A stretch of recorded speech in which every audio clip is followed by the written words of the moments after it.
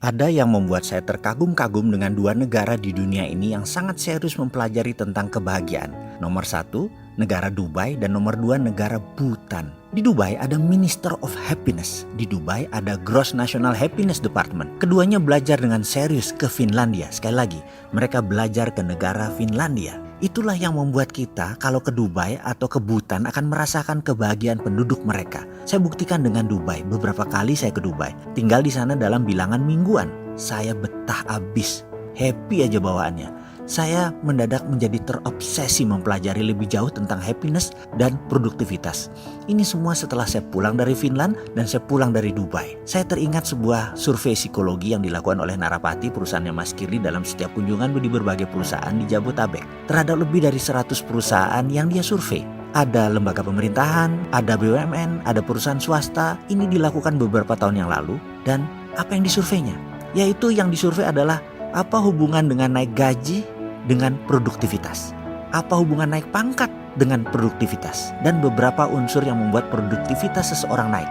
Didapat sebuah fakta bahwa ketika seseorang dinaikkan gaji atau pendapatannya, maka bulan berikutnya sampai 3 bulan ke depan produktivitasnya naik. Namun turun lagi. Setelah kira-kira bulan ke-6 kembali normal.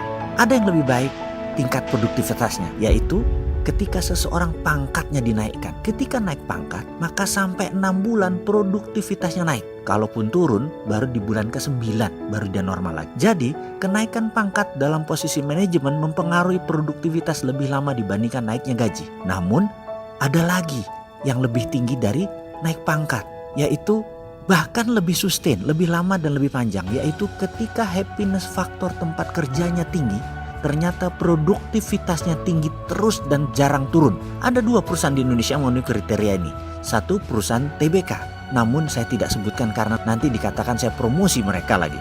Intinya, indeks prestasi perusahaan di bursa saham stabil di atas karena memang tingkat kepuasan kerja dan happiness faktornya tinggi.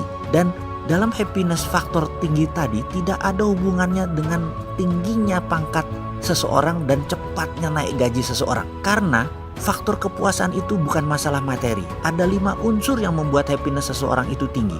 Dan bukan karena urusan uang kuncinya, tapi urusan kejiwaan seperti kejujuran dan keterbukaan. Hubungan manusiawi sesama peer, yaitu karyawan, atasan, dan bawahan yang ngomong dan lain sebagainya itu mempengaruhi produktivitas. Sehubungan dengan itu semua, ternyata kunci happiness faktor perusahaan tadi semua dimulai dan dirancang dari rumah. Ya, bukan urusan kantor tempat bisnis yang hanya 8 jam sehari, namun dari rumah karena sisa waktu ditentukan bukan hanya 8 jam yang di kantor tadi, tapi yang 16 jam adalah di luar kantor. Itu ditentukan. Ketika di cover 24 jam, diperhatikan semua unsur di mana seseorang tinggal, ternyata di sanalah happiness itu berasal. Lalu sekali lagi, saya kok ingin membangun komunitas bahagia ya?